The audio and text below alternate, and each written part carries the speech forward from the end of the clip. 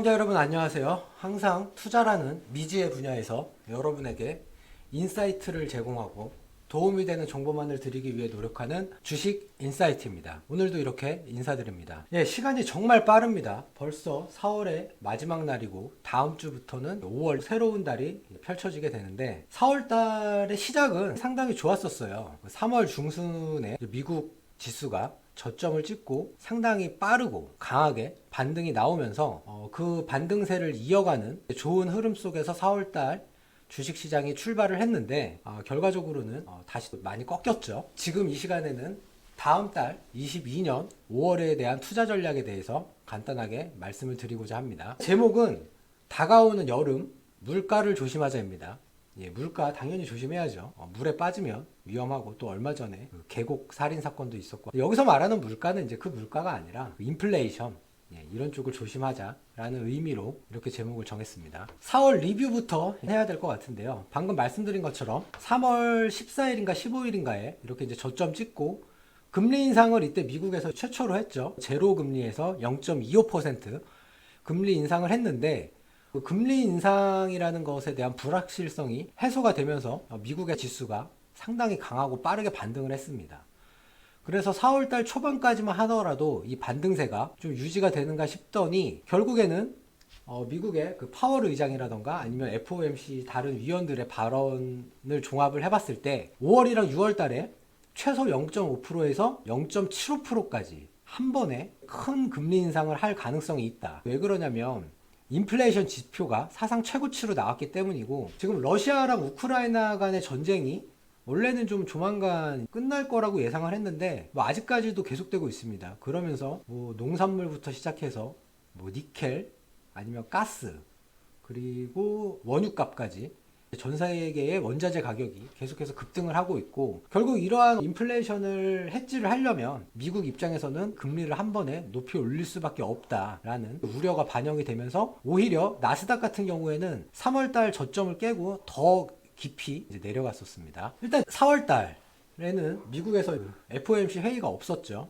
근데 방금 말씀드린 것처럼 5월에는 FOMC 회의가 있습니다. 큰 그림으로는 5월도 지난 3월과 비슷한 흐름으로 흘러가지 않을까 조심스럽게 예상을 하고 있는데 미국에서의 정책금리 인상과 인플레이션에 대한 진단 그리고 정책 양적 긴축을 하느냐 안 하느냐 이러한 부분들이 주요 변수가 될 전망이고요. 실제로 미국 경기라던가 전 세계 경기가 리세션 즉 경기 침체로 돌입할 가능성은 상대적으로 낮다라고 여러 가지 이제 각종 그 지표상으로 나와 있습니다. 다만 인플레이션은 여전히 높은 상황이고 그래서 스태그플레이션에 돌입할 가능성이 조금 있지 않나 이런 거에 대해서는 항상 여러분들이 어느 정도 경계를 하셔야 되지 않나 이렇게 말씀을 드리고 싶고요. 그 다음으로는 코스피랑 코스닥 차트를 비교를 해서 말씀을 드릴 건데요. 5월달에 투자 전략에 있어서 코스피냐 코스닥이냐를 선택하는 중요한 변수가 될 전망이기 때문에 보시는 것처럼 이 노란색 선이 코스피 기준으로 2600포인트인데 코스피 같은 경우에는 이 위에서 지지를 잘 받고 있습니다. 그런데 코스닥 같은 경우에는 지지선이 보이지가 않죠. 급등락을 많이 반복을 한 상황이고 코스닥은 좀 상대적으로 5월달에 나쁘지 않을까 조심스럽게 예상을 하고 있습니다. 그래서 5월달 투자 전략으로는 다시 대형 가치주 또는 실적주에 주목을 해야 된다 말씀을 드리고 싶은데요. 지금 보시는 이 화면은 바로 환율입니다. 원달러 환율인데 환율이 지금 거의 1270원을 향해서 엄청 빠른 속도로 상승을 하고 있습니다. 참고로 2020년 3월 달에 그 코로나 팬데믹이 처음으로 터졌을 당시의 환율이 1295원이었습니다.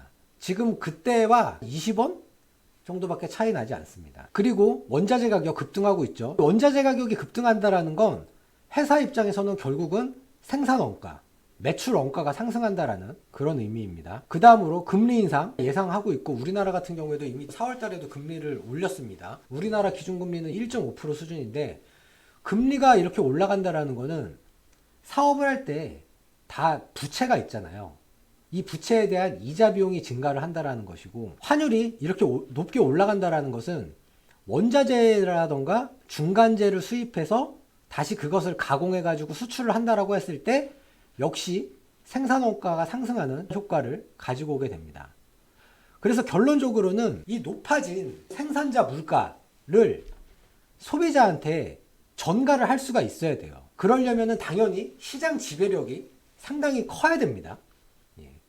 즉 1등주, 대장주, 반도체로 따지면 삼성전자, 아니면 뭐 자동차로 따지면 현대기아차, 음식료로 따진다면 뭐 농심, 이런 회사들, 그 높아진 생산 비용을 소비자한테 바로바로 전가를 할 수 있는 그런 높은 시장 지배력을 가지고 있는 상황이고, 그리고 이와 더불어서 이번에 이제 1분기 실적 발표가 거의 마무리되어 가고 있는 상황인데, 좋은 실적을 발표한 회사들이 많이 있어요.